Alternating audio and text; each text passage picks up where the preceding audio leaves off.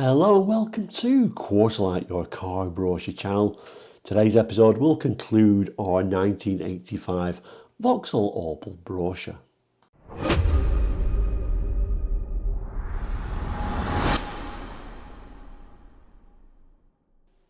So here it is, the brochure that we've been looking at over the last few weeks. June-September 1985 Vauxhall Opel Range. Better by design, showing on the front cover the Carlton CD. So this episode is going to be a bit of a conclusion. There's quite a few pages after the models themselves, so I'll have a scan over those. Nobody's really mentioned anything we really want to pick up again, so maybe we'll conclude it by picking the model that I would have picked, and then you can comment the model that you would have chosen in 1985. Anyway, let's turn to what the pages we've not seen yet. So the next page after the Monza really shows, the equipment levels you actually got on the Monza. I didn't include this because really we talked all about it in the show itself, and really the option list is telling us you get everything.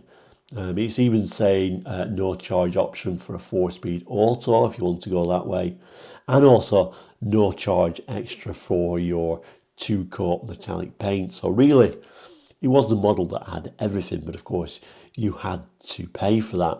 Anyway, let's move to the pages we didn't see. So there's a bit of a 2-page spread about diesels. So I'm not going to talk through all this. I think it would be a little bit too waffly. Showing here refinement with economy. Showing a Vauxhall Astra.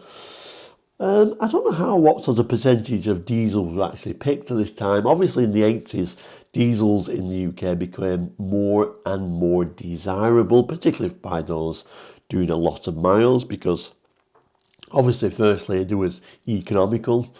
Being a diesel usually lasted a bit longer, and also on the second-hand market they used to retail the value a little bit better if you was putting some miles on it. So they did indeed become more and more popular, but I don't know what percentage in 85 diesels were, to be honest with you.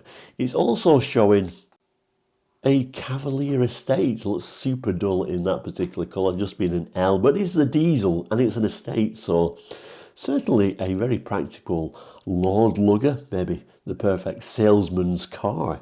And also showing the Carlton's L's diesel instrumentation. Is a Carlton, but we've still got a clock rather than a rev counter. Very often the case with a lot of diesels at the time. And the 2300 diesel engine, which have gone alongside that.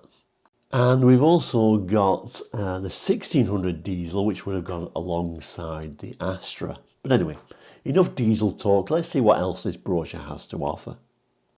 So there's a bit of a page about engineering where it's telling us engineering leadership. Performance with economy is one of the most difficult combinations car designers have to achieve today. By most standards, the two are apparently incompatible. Vauxhall Opel have approached the problem from several angles against the background of advanced engine programs, new transmissions and extensive aerodynamic research to identify just a few of the influential aspects.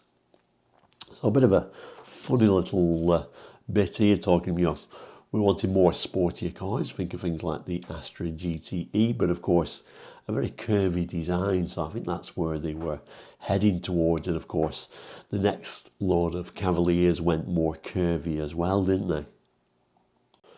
And then they sort of continued to some vein again, talk about engineering and suspension systems, crash protection, etc., etc. But if we move on to the more interesting subject of motorsports and rally and race success. It tells us driving with Vauxhall Opel's GM dealer sport team, Jimmy McRae became 1984 British Open Rally champion.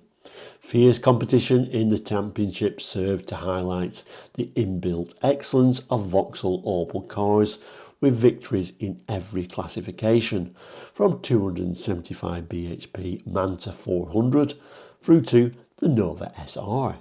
On the race circuits too, Vauxhall Opel cars are figuring high in the results of the production saloon car racing.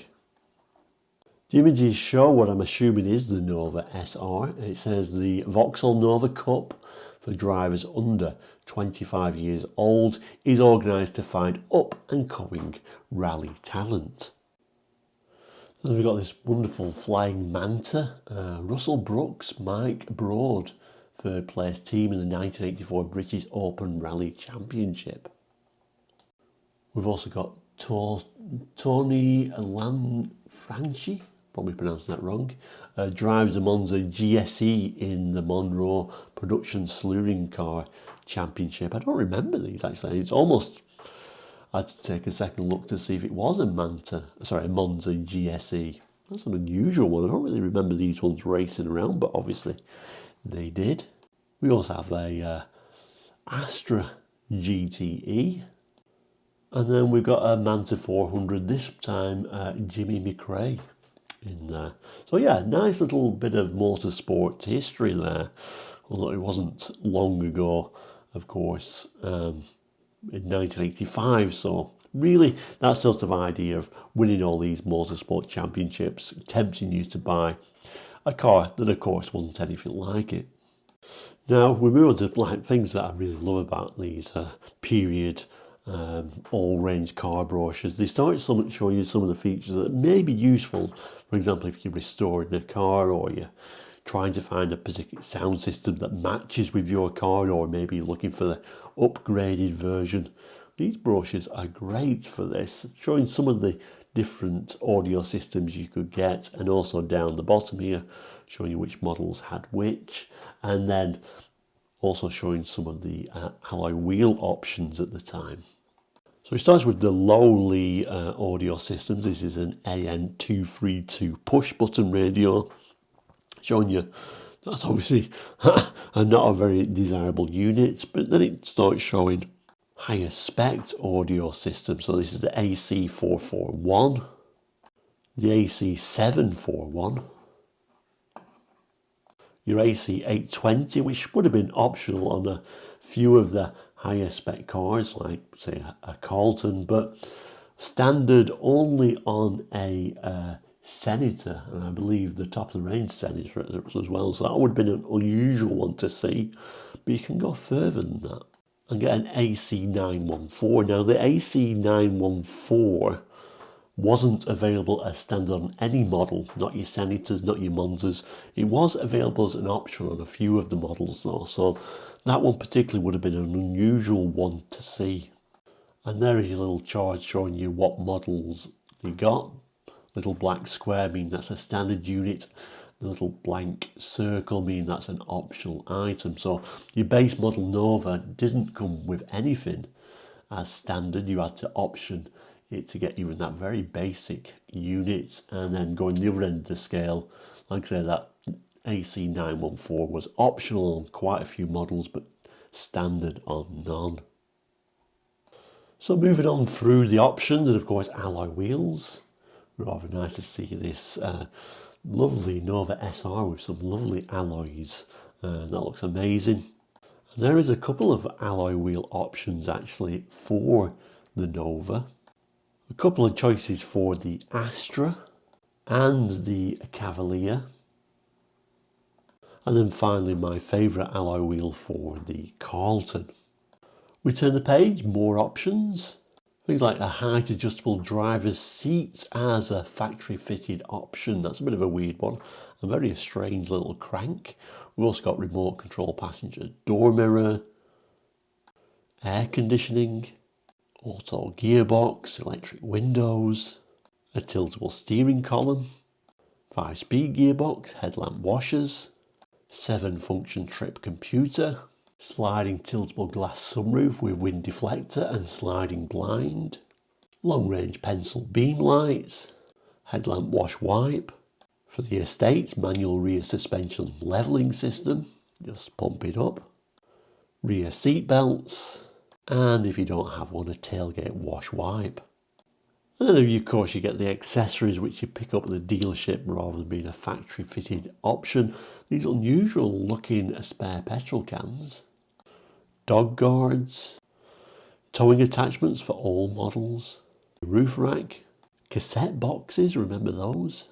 Something they call a hatch bag, which, is a cover for all the back, carpet floor mats, booster seats, child safety seats, which have come on a long way, haven't they?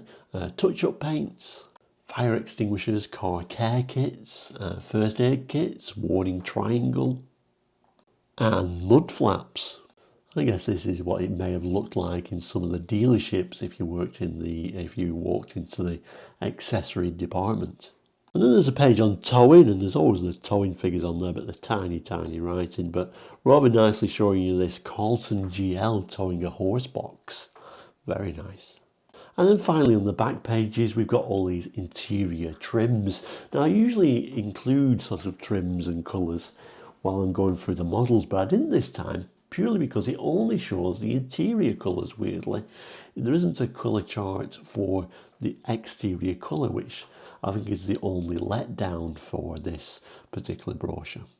British Leyland at the time were doing fantastic colour charts, and I think they are my favourite for that. And then finally, the back pages, a dealer network worth so much to offer, it says. With so much to offer, I should say.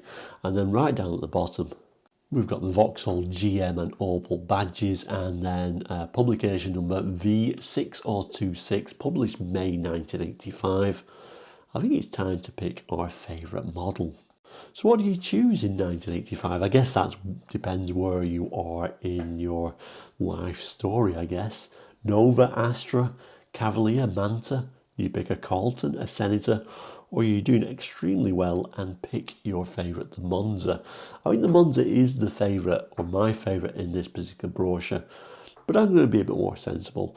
The model I'm going to choose is the lovely Carlton CD. Yes, again, it wouldn't exactly been a cheap car, but it's certainly more affordable than your Senators and Monzas. CD trim in these is very nice.